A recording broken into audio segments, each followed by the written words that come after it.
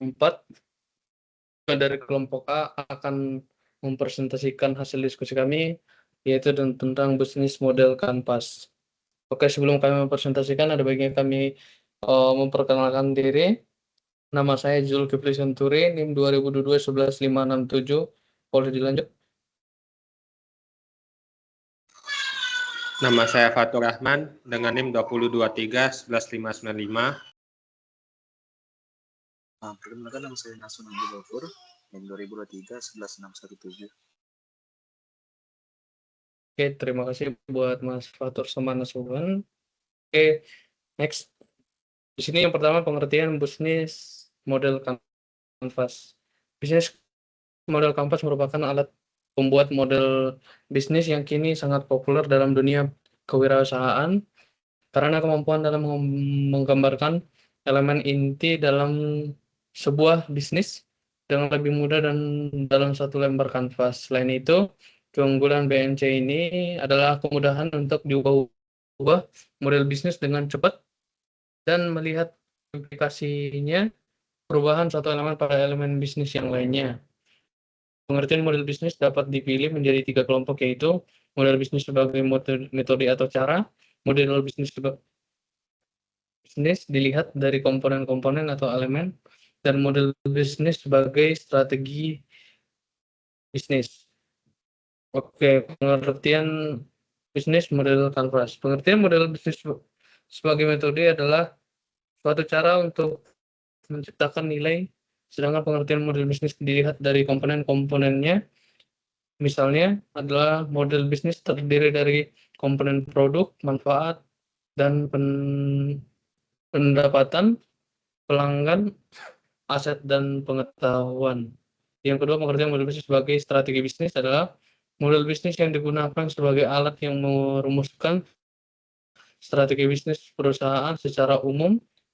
Model bisnis adalah gambaran hubungan antara keunggulan dan sumber daya yang dimiliki oleh perusahaan, serta kegiatan-kegiatan yang dilakukan untuk mengakuisisi dan menciptakan nilai yang membuat perusahaan mampu menghasilkan laba.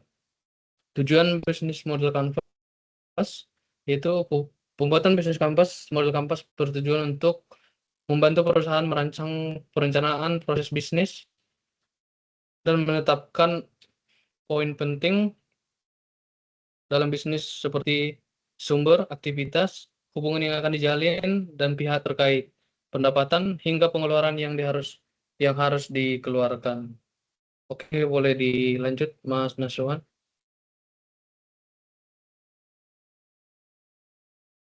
Baiklah, saya akan melanjutkan presentasi dari kelompok A, di mana ada bagian-bagian dari BMC.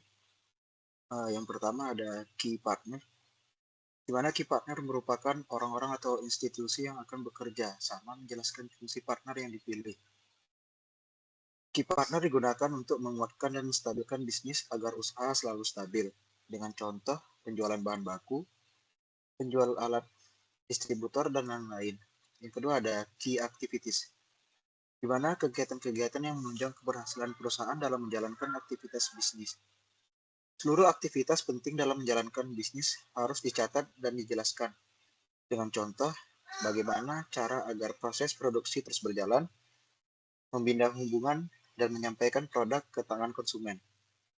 Yang ketiga ada key resource, di mana dapat berupa sumber daya yang penting yang dibutuhkan agar bisnis dapat berjalan. Di mana key resource dapat dikelompokkan menjadi bahan baku dan alat. Bahan baku alat yang digunakan dalam membuat produk yang ditawarkan. Dengan contoh seperti alat yang diperlukan, kompor, panci, dan lain-lain. Serta tenaga kerja seperti analisis sumber daya manusia yang digunakan dalam keberlangsungan proses produksi, distribusi, dan pemasaran. Next, Bang.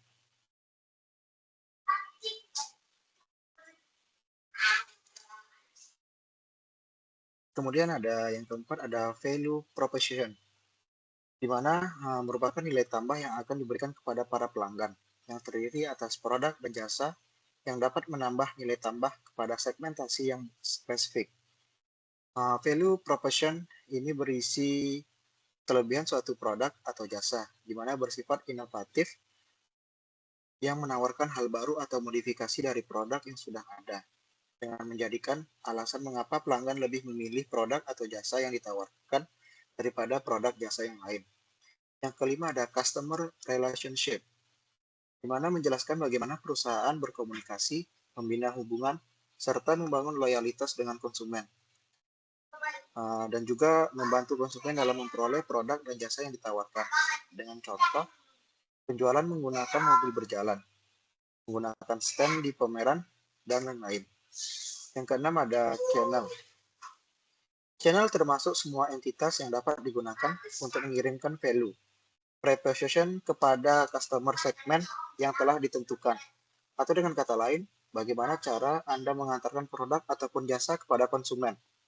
Dengan contoh, mendirikan outlet, promosi melalui media sosial, dan lain-lain. Next, Bang.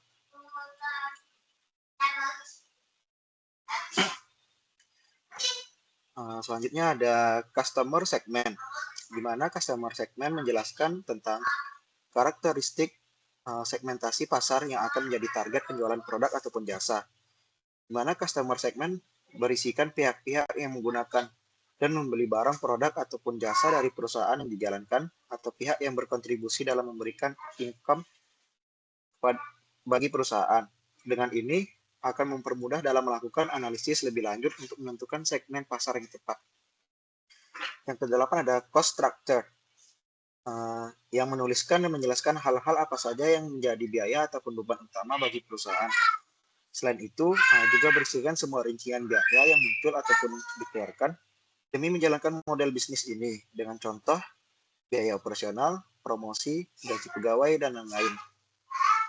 Kemudian ada revenue stream, di mana menjelaskan bagaimana perusahaan dapat memperoleh pemasukan dari segmen pasar yang telah ditetapkan, dengan seberapa banyak saluran pendapatan yang dapat dimanfaatkan, serta bagaimana mekanisme pendapatan yang tercipta, dengan contoh franchise, sewa, dan lain-lain.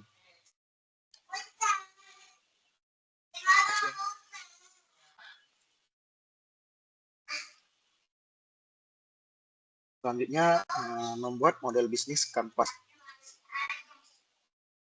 yang akan dijelaskan oleh Bang Fatur. Baik, terima kasih. Untuk selanjutnya ada model bisnis kanvas. Dalam memetakan sebuah model bisnis adalah sesuatu hal yang belum pernah dilakukan. Namun mendesain model bisnis yang baru dan inovatif adalah hal yang lain. Dalam mendesain model bisnis ada 3 hal yang perlu dilakukan, yaitu yang pertama memetakan model bisnis, kedua menganalisis kelebihan, kekurangan, peluang, dan ancaman dari masing-masing elemen model bisnis yang ada. Yang ketiga yaitu menyempurnakan model bisnis atau membuat prototipe model bisnis lain. Next. Selanjutnya memetakan model bisnis. Dalam memetakan model bisnis dimulai dengan mendefinisikan dan mengisi kotak customer segment. Langkah selanjutnya mengisi kotak value proposition yang merupakan pernyataan keunikan produk ataupun jasa yang dijanjikan perusahaan kepada customer segment yang dibidik. Setelah value proposition diisi, maka selanjutnya kotak channel yang diisi. Kemudian kotak customer relationship diisi karena kotak ini mendefinisikan beberapa besar kegiatan organisasi dalam menjaga hubungan dengan pelanggan. Next.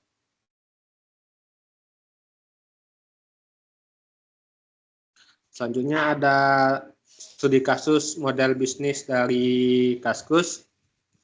Yang pertama itu ada key partner. Key partner ini yang terdiri dari anggota Kaskus yang ingin memberikan informasi. Yang kedua supplier infrastruktur IT. Dan yang ketiga supplier infrastruktur IT. Untuk selanjutnya ada key activities yang terdiri dari IT dan marketing. Ada key resources yang terdiri dari programmer dan infrastruktur IT. Selanjutnya value proposition terdiri dari tempat diskusi dan berbagai informasi gratis, tempat promosi produk dengan murah, tempat jual beli untuk barang-barang umum atau unik. Selanjutnya customer relationship yaitu komunitas regional dan trade word of mouth. Selanjutnya ada channel yang terdiri dari situs internet dan mobile internet. Ada customer segment yang terdiri dari pengguna internet secara umum, pengguna internet secara khusus yaitu anggota Kaskus yang membutuhkan informasi terkini, anggota Kaskus yang ingin jual beli barang, dan yang terakhir ada perusahaan yang ingin berpromosi.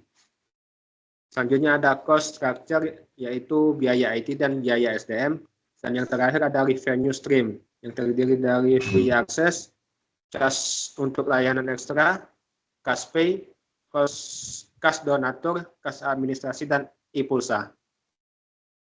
Baik, sekian dari presentasi dari kelompok A. Terima kasih.